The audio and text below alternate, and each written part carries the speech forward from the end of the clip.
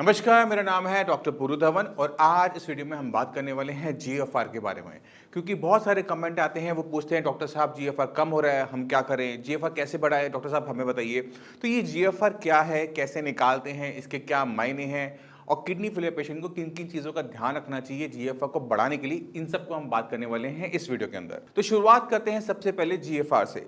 GFR stand for glomerular filtration rate, यानी किस rate से, किस स्पीड से किडनी आपके ब्लड को साफ करके यूरिन बना के गंदगी को बाहर निकालती है, उसे हम जीएफआर कहते हैं।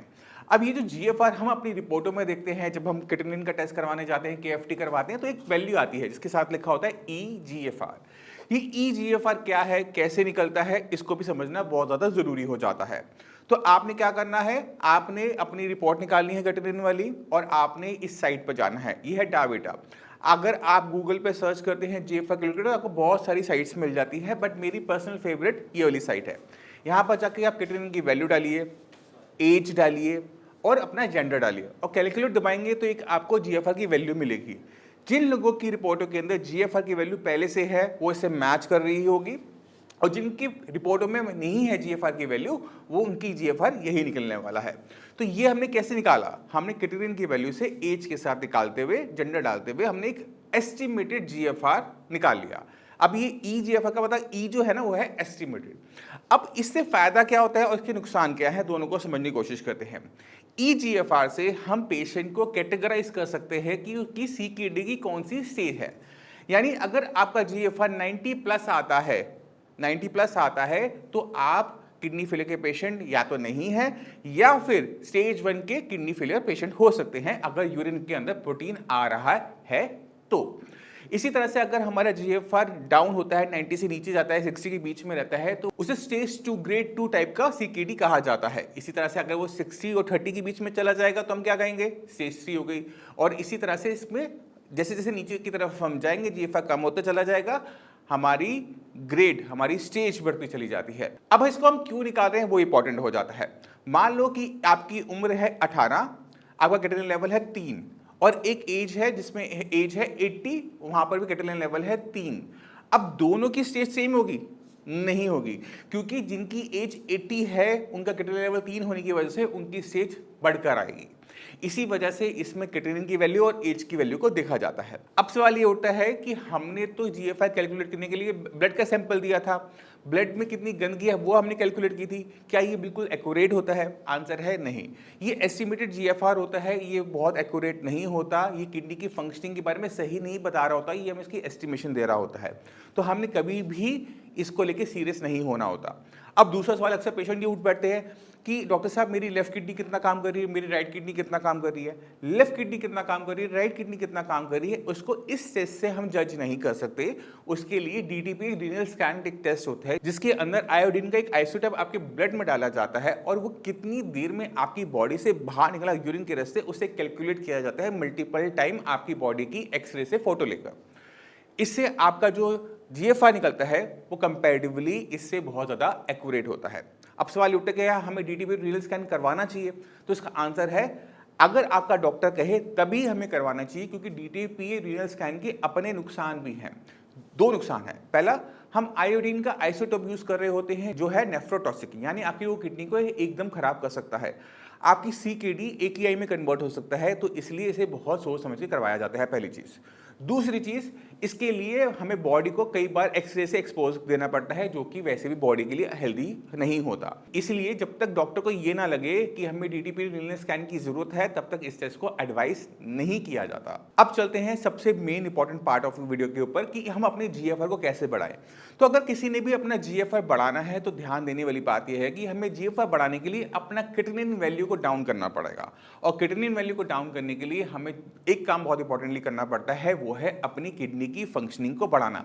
तभी क्रिएटिनिन यूरिन के रास्ते बाहर ज्यादा जाएगा, रिपोर्ट में फर्क आना शुरू होगा, क्रिएटिनिन डाउन होगा और जीएफआर ऑटोमेटिक तरीके से कैलकुलेशंस में बढ़ना शुरू हो जाएगा। अब हम किडनी की फंक्शनिंग कैसे बढ़ा सकते हैं, ये बहुत इंपॉर्टेंट हो जाता है। किडनी की फंक्शनिंग बढ़ाने के लिए हमें किडनी के अंदर चलना पड़ेगा, किडनी को देख समझना पड़ेगा कि किडनी को नुकसान किस चीज ने और कैसे पहुंचाया।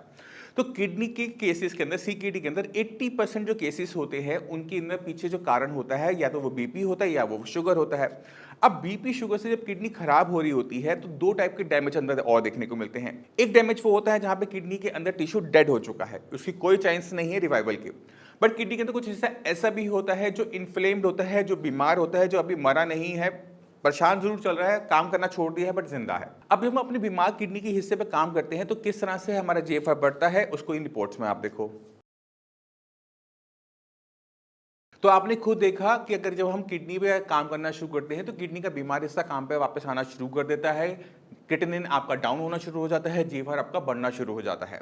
तो हमने क्या करना होता है सीकेडी पेशेंट के अंदर, उस बीमारी की जड़ को जाके पकड़ना होता है जिसकी वजह से किडनी खराब हो रही है। मान लो कि आपकी किडनी बीपी से खराब हो रही है तो बीपी को कंट्रोल करना जरूरी है। किडनी के पेशेंट सबसे बड़ी गलती क्या करते हैं, वो ये सोचते हैं कि मैं एक बीपी की मेडिसिन ले रहा हूं, मेरा काम वहां पे खत्म हो गया।